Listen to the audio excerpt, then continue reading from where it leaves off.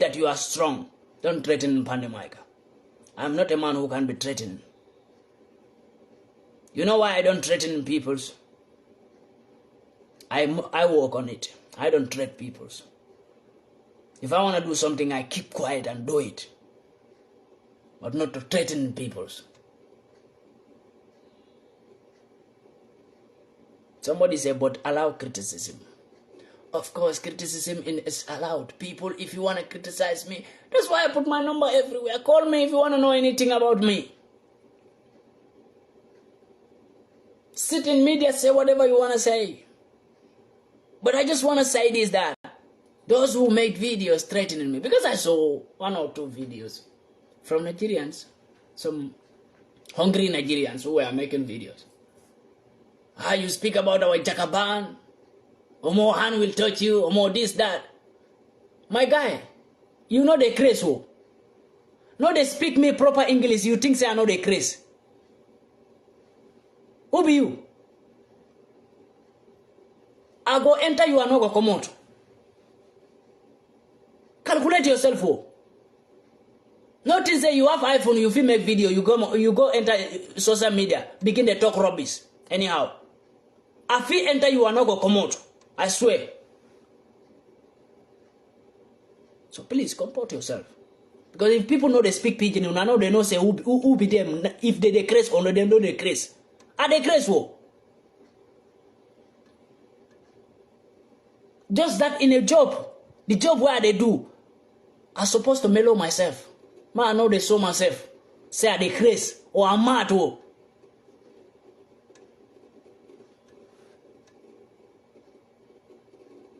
So stop making videos.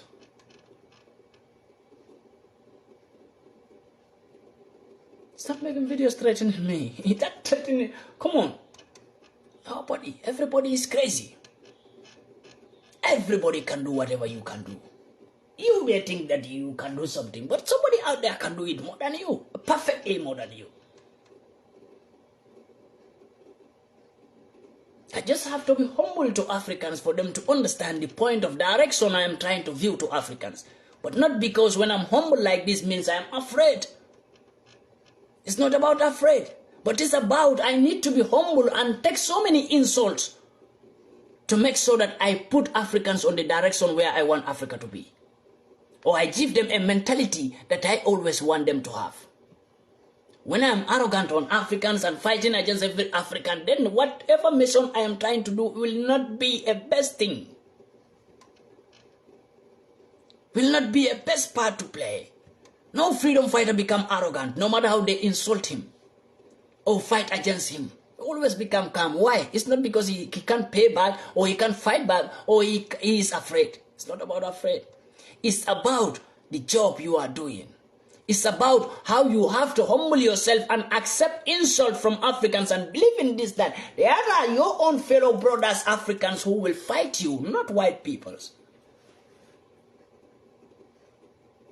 So I have this belief that make me to forget about peoples when peoples insult me. Some people call me because my number is everywhere. So some people just took my number, call me. Oh, brother, is it Pandi I'm speaking to? Yes, it's Pandi you are speaking to, my brother. You are highly welcome. I even welcome them. Later what I hear, you are very stupid. You are very this. You are very that. Say, thank you, bro. Have a good day. Then I cut the call. I will not insult you back. Can't you understand that? You throw a ball on a wall and it came back to you. Can't you understand? I love every African out there. As far as you are a black African and you believe in yourself. Come on, I love every black African out there. I never have single hatred on any black man. Why? Because when I want to show love to Africans, then I have to be an example. A good example. When I want to talk about the unity of Africa, then I have to first put the unity in my mind and in my heart to believe that my fellow brothers in Nigeria, in Ghana, in Guinea-Bissau, Sierra Leone, Mozambique, Zimbabwe, Malawi, they are my brothers. I need to believe that they are my brothers. They are not from Nigeria, they are not from Ghana. No, they are my blood brothers. We don't have borders. We don't have Nigeria, we don't have Gambia, we don't have Senegal, we don't have Guinea. We have Africa. We have Al-Kablan. Not even Africa, but Al-Kabylie. One peoples. Understand, this is not the time for us, an African youth, for you to be fighting against your brother on media. This is the time for you to join your brothers. Let's come together as one and make sure that this liberation that started stand with its 2 feet and nothing can move it. You have all seen whatever is happening in Africa. It's not a story now. We have all witnessed what is happening in Africa. It is not something that we are going to, we the youth of Africa are going to be fighting against each other. It is time to come together and put our beautiful minds together.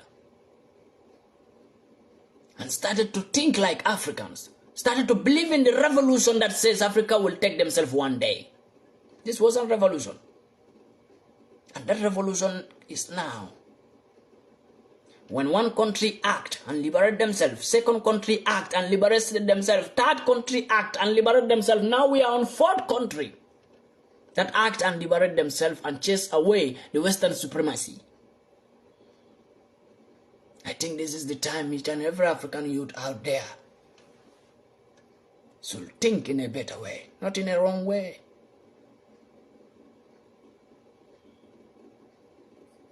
Why do I insult some African leaders or even tell them bad words? Because those are peoples who are our enemies. More than the Western peoples. Some leaders of Africa are even bad, worse than the Western puppetry, the Western supremacists. They are worse more than the Western supremacists.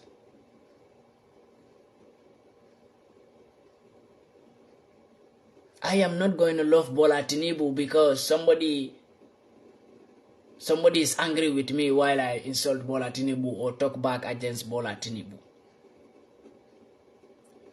Who will vote for Bola Tinubu to rule a country? Just listen, just be so sincere to yourself and sit down.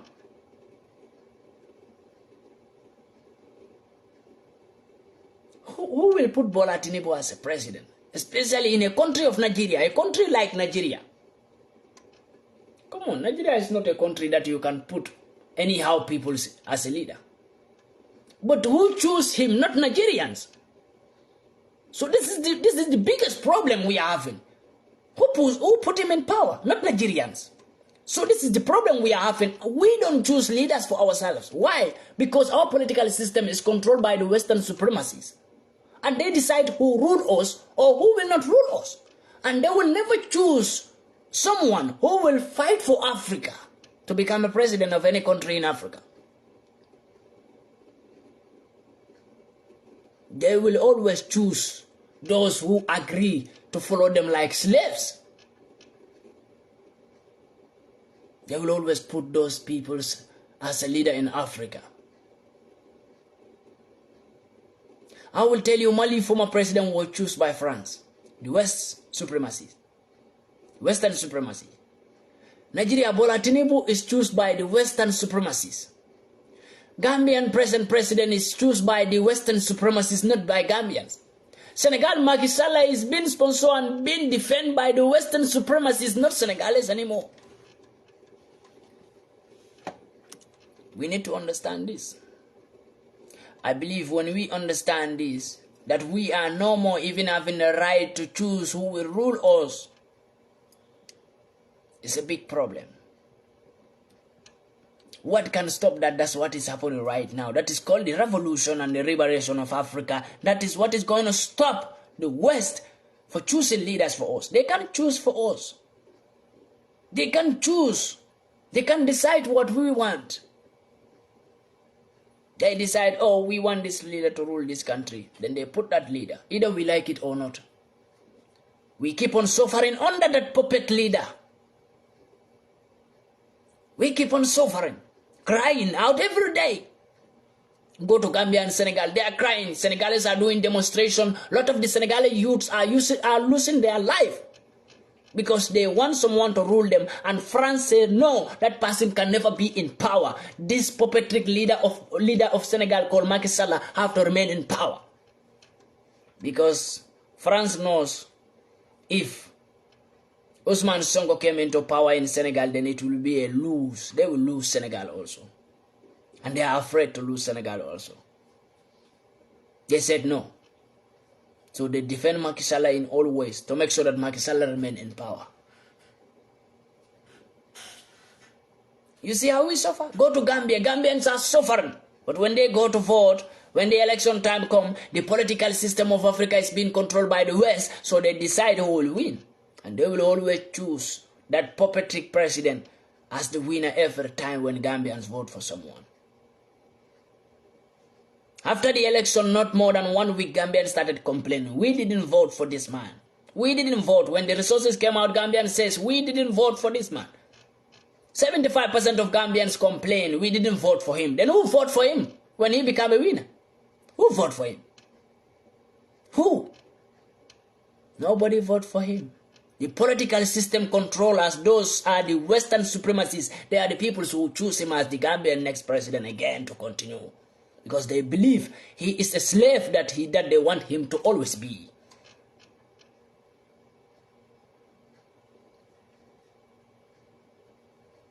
Minor thinking presidents, minor thinking leaders. When they become a leader, a country, poor masses suffer. Let's evacuate a little bit to ECOWAS. When are you going to understand what ECOWAS is doing? It's the same thing that NATO do to Russia. When NATO was shouting, we will fire Russia, we will attack Russia. Well, does it happen? It never happened. You need to understand the same system is playing here. They will always talk and make a meeting each and every week saying that we will attack, we will invade. Let them invade. Nobody is begging ECOWAS and nobody will ever beg ECOWAS not to invade Niger. I swear to the Holy Quran. I will never sit here and say it. If you love yourself, don't go. But I believe the little soldiers that have been going to Biafra, I believe they know what Biafra did to them. And I support Biafra of bringing down the Nigerian army aircraft. I believe in them now. Liberation soldiers, they don't feel afraid. And you can never put them down. And I will never beg ECOWAS not to go to Niger. I beg you, ECOWAS, I will beg you, please, invade Niger. Please, ECOWAS, invade Niger. You know why I'm saying this? I want to see ECOWAS soldiers becoming a dust in Niger. I want to see ECOWAS soldiers becoming a dust in Niger.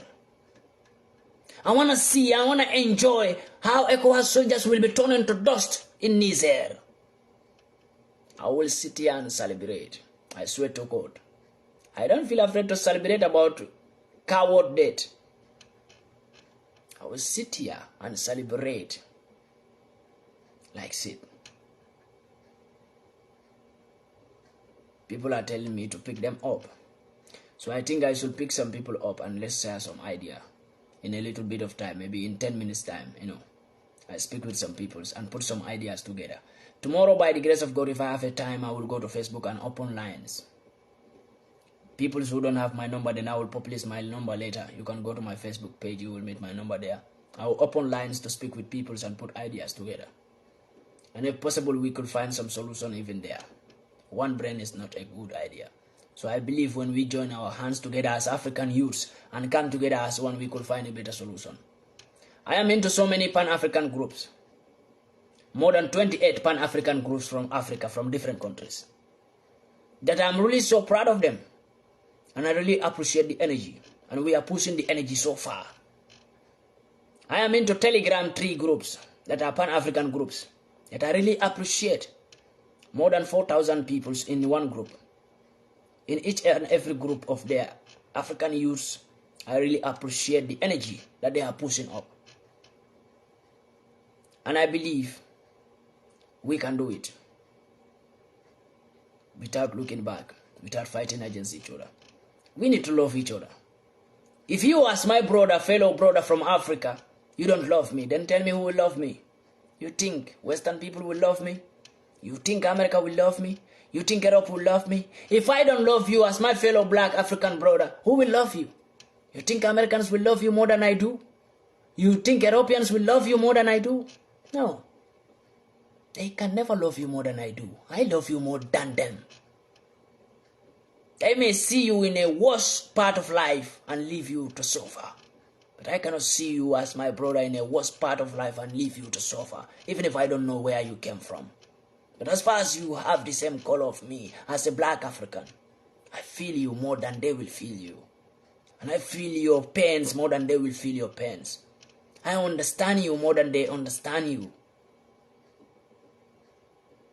You need to understand this as an African youth. That we should not fight against each other because we want to please Western peoples. The peoples you may try to please, they are laughing at you, seeing you as a fool because you're fighting against your brother, trying to please them.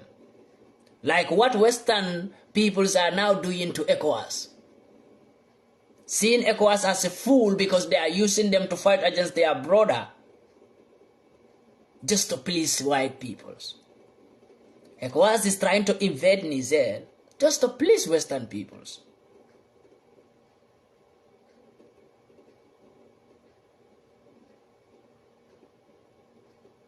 My people are all over.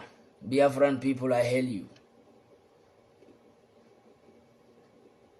His Excellency Mazin Namdekano, I salute him always. No matter anywhere he is, I send him 100 times salute. Believe in that. One day he will be out. You can't kill a man who God have already created his soul to fight for freedom. And I believe there will be a time that they will realize that without releasing him, Nigeria cannot be one. And Nigeria cannot stand fit. Leave Biafra to get their referendum, to get their freedom. It's not your freedom, it's their freedom. Most of the people think like Biafra is just a terrorist group that was created by terrorists.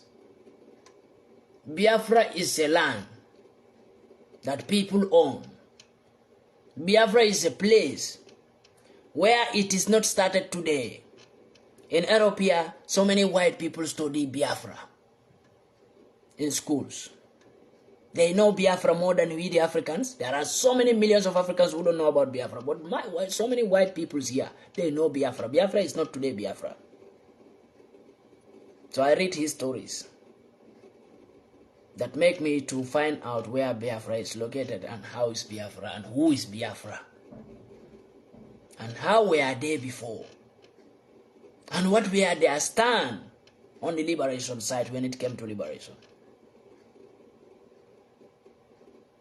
So I believe this, that if you don't release His Excellency Mazin Namdekano, don't believe Nigerian soldiers you can invade Biafra anyhow. No. You have all seen what happened.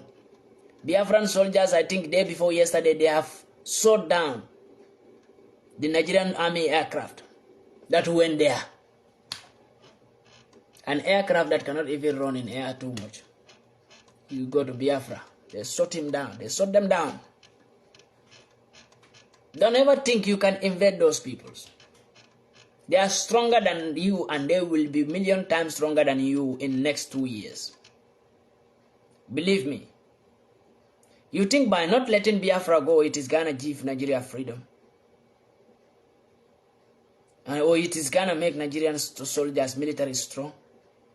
Believe me, if you are Nigerian military, don't think Nigerian militaries, no matter how their population is more, they can invade Biafran militaries. And in next 2 years or in next 3 years, 2026 or 2027, Biafra will be more stronger. You didn't know what is happening. Biafra is not today Biafra, and it's not only ordinary Biafra citizens you see talking on media. Those are the only ordinary people. There are people behind Biafra that you never know of. And there will still come more. More will come to defend this Biafra you are seeing today, a small Biafra. I believe in it because I believe in the part of liberation. And anything that is part of the liberation and freedom, I will support it today not by pleasing anyone, but by pleasing my Africa. And that's why I am in the side of Biafra.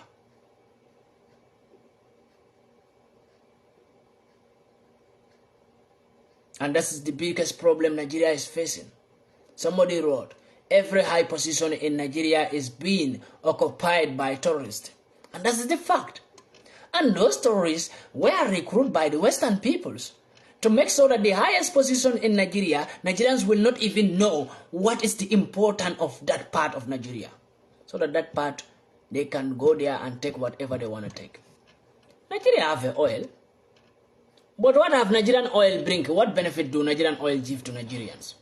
It doesn't reduce the fuel price. It doesn't bring any economical development into Nigeria. Instead of the fuel price to go down because Nigeria have an oil, Nigerian fuel price was going higher, especially when Tinubu go into power. Fuel price go more, 600 naira. 1 liter of fuel. I think 600 or 700. A country that have oil, their price of marketing is going higher. God. Which European country will have oil today and their price of things will be going higher? Which of the European country? There is no Western country that will have an oil today as a natural resources and the price of their things will be going higher. It is impossible. It can never be done in a Western country. Their price of things will go down, down, down. And everybody in the country will be paid every month, no matter how their population is big. Believe me. But today in Africa, if you go to Niger, they have uranium, they have oil. They have gold. If you go to Nigeria, they have oil. They have petrol. If you go to Ghana, they have timber and cocoa. If you go to Sierra Leone, they have more. But tell me, still Niger is living in darkness. France was stolen from Niger. They couldn't even give Niger a bit that little tiny of light, energy. France couldn't give Niger a bit that tiny of light energy. They leave Niger in darkness. They don't care. Steal from Niger. Steal. Since day one up to today, stealing from Niger. Stealing their uranium, stealing their gold, stealing their petrol, stealing every important resources in Niger, taking it away. France is giving themselves energy and putting Niger down, digging all around Niger, putting Niger in a grave. They dig all around African countries. Every African country you go, you will meet Western people who have dig somewhere as a big grave. They come to your country and dig whatever they have, they want to get there and take it away. And leave those people who own those resources, leave them in hunger. People who own the resources as Africans are living in hunger. Western peoples who don't own the resources are still taking the resources, they are developing themselves. And they still say African countries are owing them. Can you pay what you have stolen from Africa? I want to ask Western peoples this question. Can they pay for what they have stolen from Africa? Can they pay for it? Western peoples are owing Africa. Africa is not owing you. Still, the world believe that if you go to each and every African country right now, they are all owing Western peoples. They are owing the World Bank. They are owing America. They are owing European countries, European Union. They are owing them. Africans are always in a debt, in a loan. Africans are always on loan. Loan on Africans. But Africa have never borrowed nobody anything, right? We don't borrow you. You stole it from us. Your own is criminalism. Why we don't judge you for that? Africa should wake up and come together as one and judge the Western peoples for what they have stolen from Africa. We should take them to court and judge them. And let me see who will be owing who. If Africa will be owing the West or the West will be owing Africa. Let us calculate. Whatever money you have given to Africa, calculate it. And whatever resources you have stolen from Africa, let us calculate our own. Whatever resources you stole from Africa, let us calculate it and know who is owing who. Let's go to court Let Africa come together as one big Africa. And started to believe in this, that we have to ask Western peoples what they have stolen from Africa. They have to return it. Let them calculate what they have, the money they have been borrowing Africa. Let them calculate it and pack it. And let us calculate what they have stolen from Africa, and let us see who will be owing who. If Africa will be owing them, or they will be owing Africa. They can only tell a stupid man that Africa is owing Europe, and he will believe it. Or Africa is owing America, and he will believe it. Sometimes, if I see they said Nigeria is owing China billions of US dollar, I started asking myself, can China pay the debt? If Nigeria is ready to ask them for what they have taken from Nigeria, can China pay for it? I wonder, when I see Gambia is owing Inglaterra millions of US dollar, I begin to ask myself, can they pay it for what they have stolen from Gambia? When Senegal is owing millions of euros, France, Mali the same thing, Burkina, Niger, all these countries, Sierra Leone, Cameroon, Ghana is owing America billions of US dollar. That is making Akufo-Addo to feel afraid to tell Americans the truth. Can America and Europe tell me that they are not owing Ghana?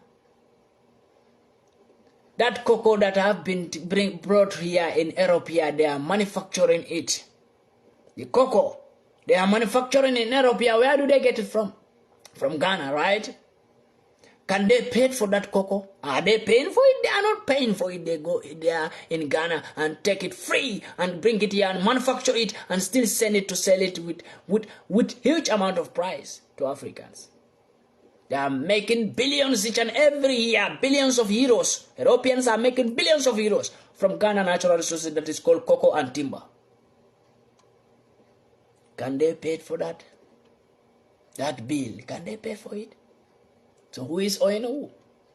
As an African, never believe that your continent is owing West. West is owing us billions and trillions of US dollar. We can't count it. It's uncountable what the West is owing us. You enslave us. Our great-grandfathers, you have to pay for that.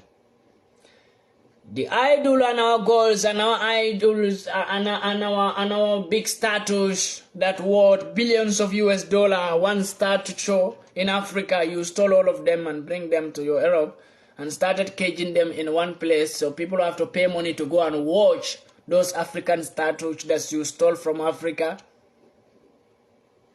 All those things, when we ask you for those things today, you say they are your own. Where do you create them? Or which of your great-grandfathers created it?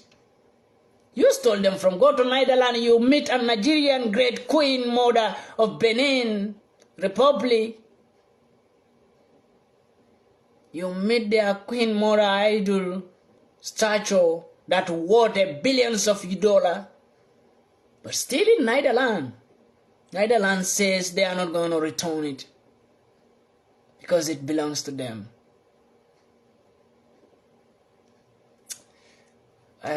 Sometimes I wonder why. When I calculate things, I ask myself so many questions. But believe me, that I, Pandi Maica, can be destroyed if Africans betray me. But I cannot be destroyed if we unite and come together as one. You know why I say I can be united if Africa betray me?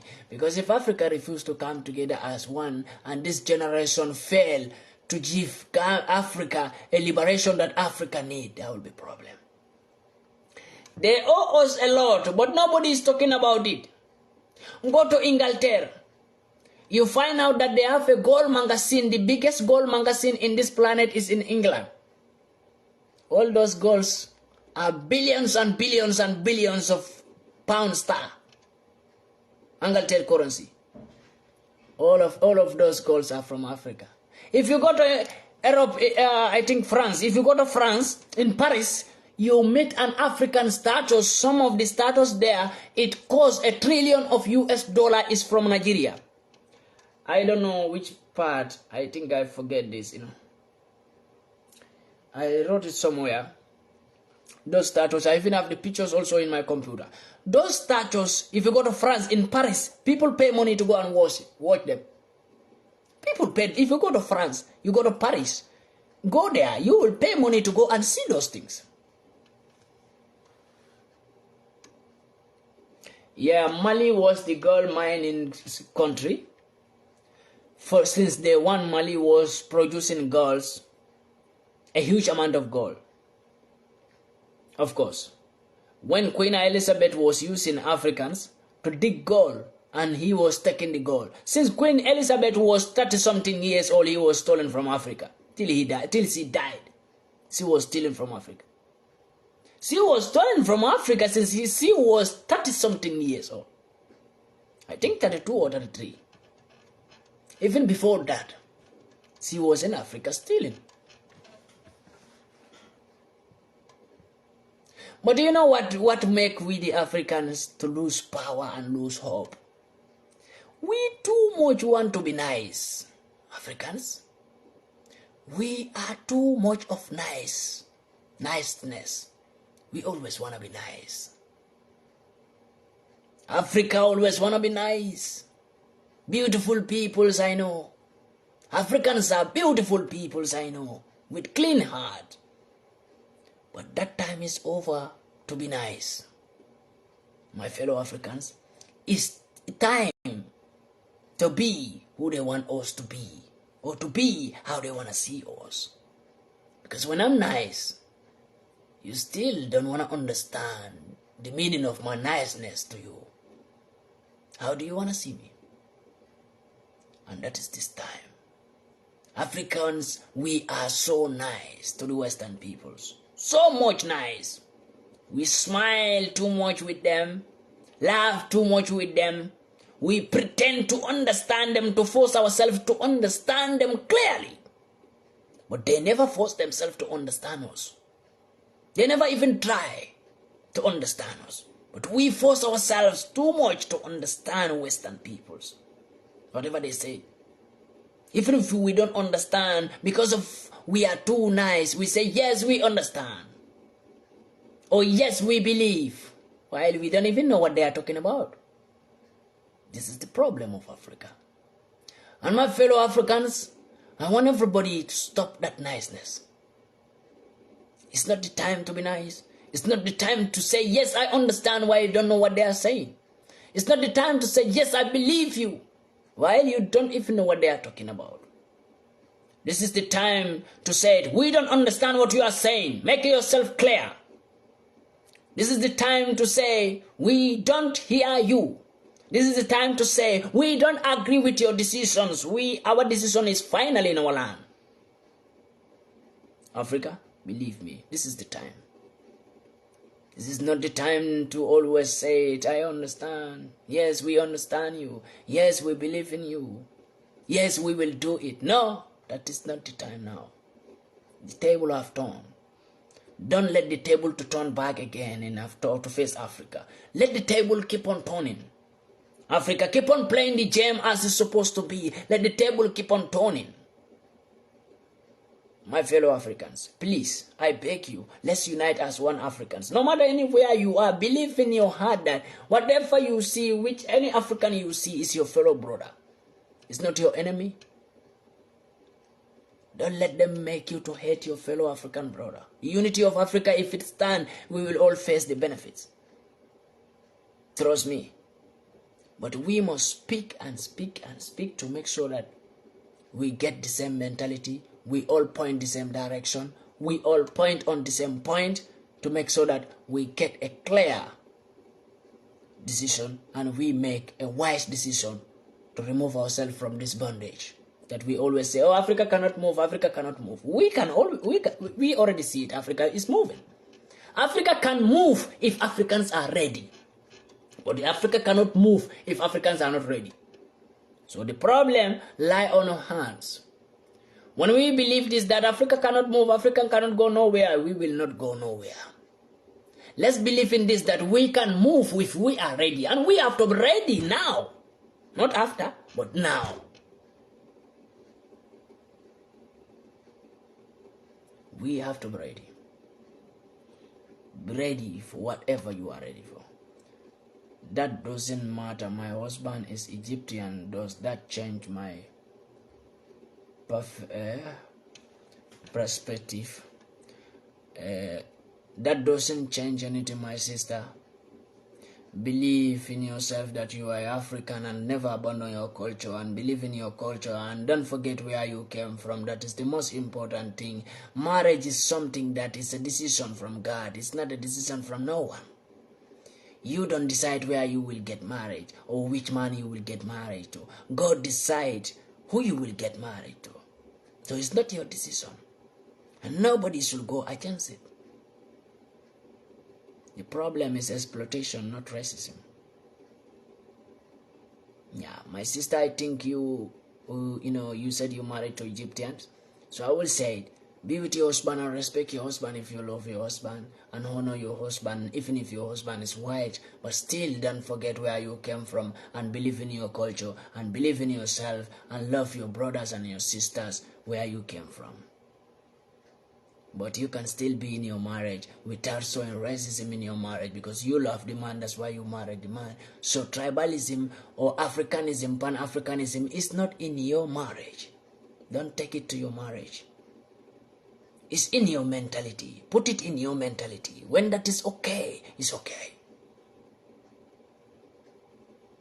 Marriage is a perfect thing that is from God. It's not from no man. No man decide. Even if you born a child, you can't say, oh, I decide my child will get married here. If it is not a decision from God, you can never put your child in that marriage. Even if it's your own child. So marriage is a decision from God directly to we the mankind. Wherever we see ourselves, let's respect it and believe in it and take it in a good faith. But the mentality as a black African, that is what matters. If you believe in this, that, oh, Africa, we are one family. And you believe in the liberation of Africa, wherever you see your Africans trying to unite, you always go there, encourage them, believe in it. That's the most important thing. But your husband is this, your wife is this. No. I speak with many my fellow African brothers in Europe here who are married to white women, but we still sit and discuss about the Africa. We still sit and speak about the enmity that the Western supremacy put on Africans. And they have white women, but we still speak and discuss about the system that they import on us. So that was like,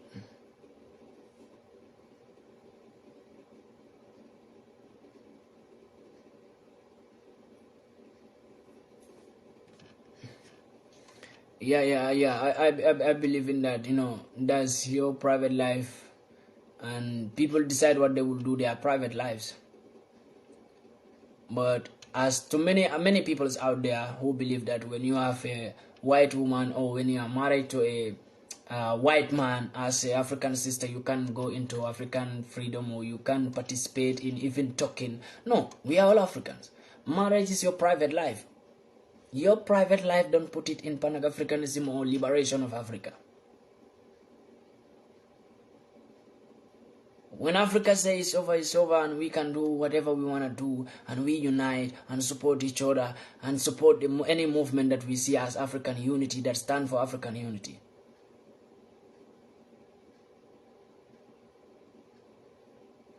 So we can get into that. So marriage is your private life, is people's private life. I even always say that I don't want to talk about my family because my family is out of my Pan-Africanism, whatever fight or whatever thing I will go through alone. But my family is out of it.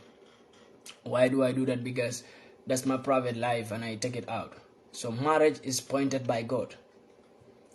The point is mentality. If I marry African, I can marry an African woman today and still become stupid and slavery mentality. And I will not understand. That happened. We have seen so many Africans, youth out there who married a black African woman, but still they are not welcome. So the main point is the mentality. If that mentality believe in the unity of Africa and the revolution that says Africa will be liberated one day, definitely believe me, you are an African freedom fighter, because when the mentality is believing in it, when the mentality is changed from slavery mentality, we are going to move forward. I have so many brothers, I swear, so many of them. Some are Gambians, some are from Uganda. I have some also in Sweden who married white woman, but he's also very creative and very active when it comes to Pan-Africanism and African liberation. They are very, very active, trust me. Very, very active. But that doesn't do anything with their marriage. They still respect their marriage and believe in this, that God choose who will become your wife and God choose who will become your husband. It's not in your power to choose where you will be tomorrow, where you will get married. It's not in your power. It's in the power of God. So I don't tell people, oh, you marry white, then I will not talk with you. No, it's not possible. Because I know when you marry anywhere, that is the will of God. And I'm a man who believes in God, and I'm not going to go against the will of God. Never. Whatever I see in marriage, things like marriage and other things, I believe that it's a will of God. And I will never against it. I will rather support it than to destroy it. If I don't support your marriage, I will not destroy your marriage. If you're an African, you get married to white. If I don't support your marriage to tell you to keep your marriage, I will never destroy it. That's what I learned in my society. To put people together than separating peoples. Especially things like marriage. So I'm not saying, oh, because my brother is there and he's married white, so no need to talk with him. Or my sister is there, he married white, so my sister cannot come to my platform and speak with me about liberation. No, it's not possible. Yeah, this is what I want every African to understand. What is the deadline for Niger to restyle the coward? That deadline was, the deadline they said was last week Sunday was the deadline. That last week Sunday they make, I think, on the 10th they make another meeting again. To say now they are not going to say, this was the outcome of ECOWAS meeting on the 10th of this month that they said, because since they said Saturday, last week Saturday was their deadline, Sunday they have to invade. Sunday, I think Monday, right? Yeah, Sunday was their deadline. So Monday they have to invade Niger for what they have been saying. But Monday, I think they have to go and sit again and tackle again because they are not ready to die. They know that they can't go there. They can't attack Niger. They can't. It is very clear that ECOWAS will never do it. They are just blabbing. So they go and make another meeting again. Since they can't go, they can't do nothing, they go and make a meeting again, and their outcome was they are not going to say when they are going to invade Niger. But if they don't release Bazoum, now they are asking for release. They are no more asking for to return the Bazoum into power. They are asking for the release of Bazoum.